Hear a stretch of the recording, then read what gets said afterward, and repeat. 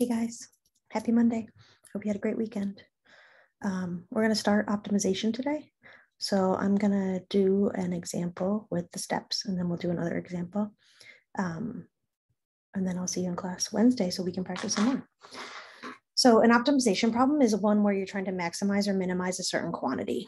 And what we know about functions and their derivatives is that the maximums and the minimums, the tops and the bottoms, happen when the derivative is zero.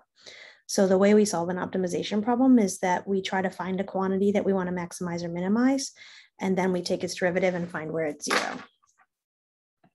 So let's try. This one says, what point on the graph y equals square root of x is closest to the point 5, 0?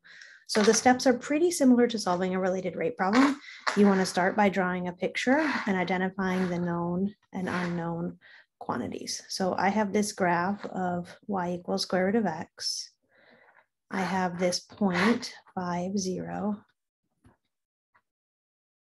And I'm trying to figure out which point on this graph is closest to the point 5, 0. So I have this distance here. Okay, so I'm trying to figure out which point on the graph is closest to the point 5, 0. Okay, so I drew a picture, I identified what I know and what I don't really know, and I want to write an equation. So I'm going to try to maximize the distance. Minimize, closest means smallest distance. So I'm going to try to minimize the distance. And the distance formula, we used this last week, I think, is change in x squared plus change in y squared. And so in this example, I'm using this random point on the curve, x, y, and the point 5, 0. So x minus 5 squared plus y minus 0 squared. And that's the equation I'm trying to minimize, okay? So the tricky part about this is that in related rates, we could take the derivative of everything with respect to t. But in optimization, we can't do that because we need to take the derivative and set it equal to 0. And we can only do that if we have just one variable. So the third step is to write your equation in terms of a single variable. Often this will involve a helper equation, okay? In this case, I know that every point on that curve has the equation y equals square root of x. So that's going to be my helper. And inside this distance formula, instead of writing y, I'm going to write square root of x, okay? I'm going to do some simplifying because this is a yucky formula as it is. So I'm going to do x minus 5 squared is x squared minus 10x plus 25. On the side of your paper, foil that out. And then square root of x squared is x. So this is square root of x squared minus 9x plus 25. Okay, so now it says, remember, we're trying to minimize this. It says determine the max or min using derivatives. So I'm going to take the derivative of this guy and I'm going to set him equal to 0. So the derivative of this guy is 1/2, leave the inside alone, to the negative 1/2 times, I'm using the chain rule, take the derivative of the inside, 2x minus 9. Okay, I'm going to set this equal to 0. This looks like 2x minus 9 in the numerator and 2 square roots x squared minus 9x plus 25 in the denominator. When I solve that, I can multiply both sides by that denominator.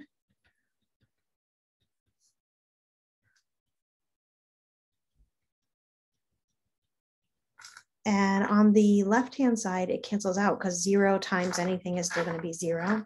And on the right-hand side, the not denominator cancels. So I'm left with 0 equals 2x minus 9. I'm solving for x, so add 9 to both sides.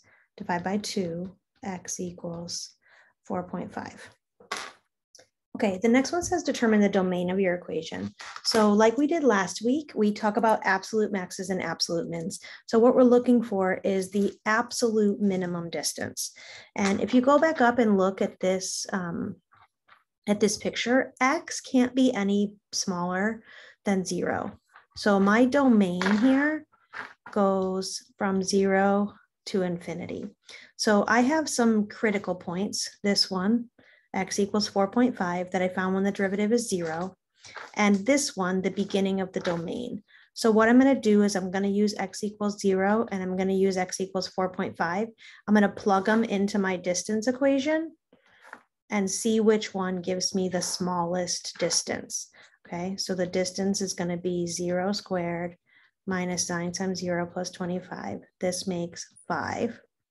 And this is 4.5 squared minus 9 times 4.5 plus 25. So put that in your calculator. And when I put it in my calculator, I got 2.18. So what we see is that we are looking for the minimum, and the minimum occurs when x equals 2.18. So the min is when x equals 2.18. Remember, I could find the y value by using that y equals square root of x if I wanted to find the point. But the minimum, I'm sorry, x equals 4.5. The distance was 2.18. The x value was 4.5. The distance was 2.18. So x equals 4.5. The distance is going to be 2.18. So basically draw a picture, write an equation, use a helper so that your equation only has one variable in it, take the derivative and set it equal to 0, and then use the derivative, the critical points that you got from the derivative, and the endpoints to determine where the absolute maximum or absolute minimum is. Okay, let's try again. Two legs of a right triangle, A and B. So I have a right triangle, step 1, draw my picture, a right triangle, A and B. The two legs have lengths which sum to 10. What values of A and B maximize the area of the triangle? Okay, so I know that A plus B is 10 because they tell me their lengths sum to 10. So A plus B is 10. I want to maximize the area. The area of a triangle is 1/2 base times height. In this triangle, the base is A and the height is B. So I'm trying to maximize this area. Remember, step number 3 says that we want to make this equation have only one variable in it. So I'm going to use this helper over here, that A plus B is 10, to eliminate one of these variables. So B is going to be 10 minus A. So in here for B, I'm going to replace it with 10 minus A.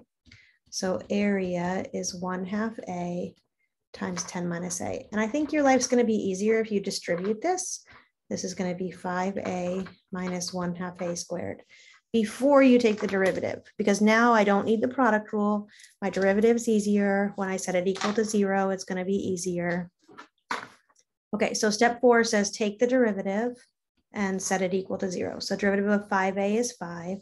Derivative of 1/2 A squared is minus A. I want to set that equal to 0, and I get A equals 5. Okay, the last step is to use my critical points and my end points, okay? So let's go back to that helper equation. This says that A plus B has to be 10.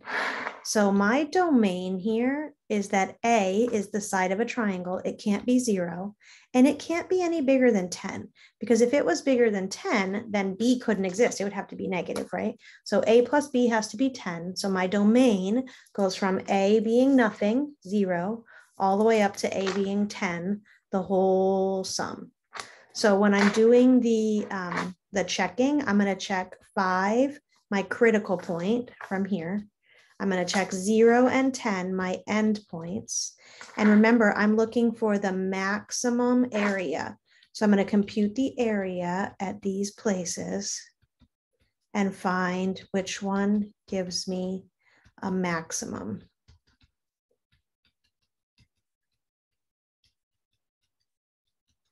Notice that at the endpoints, the area was 0 both times. So the maximum is going to happen there when A is 5. Okay, 5 times 5 is 25 over 2. So the area is 25 over 2, and it happens when A is 5 and B is 5. So the maximum area is 25 over 2, and it happens when A is 5 and B is 5. Okay, so if you go to student.desmos.com and you type in our little code PHSB63, there is a Desmos activity up there for you, and I'll put a link in the announcements as well. It's kind of like the related rates one we did, where there's a word problem, there's an equation, and there's a helper. Okay, so you're going to match three things together: a word problem, an equation, and a helper, and it checks for you. So go ahead and do that so that when we come back on Wednesday and we do a lot more examples, you've practiced sort of looking at the word problem, figuring out which equation you need and how you're going to eliminate it. Okay, I'll see you guys Wednesday.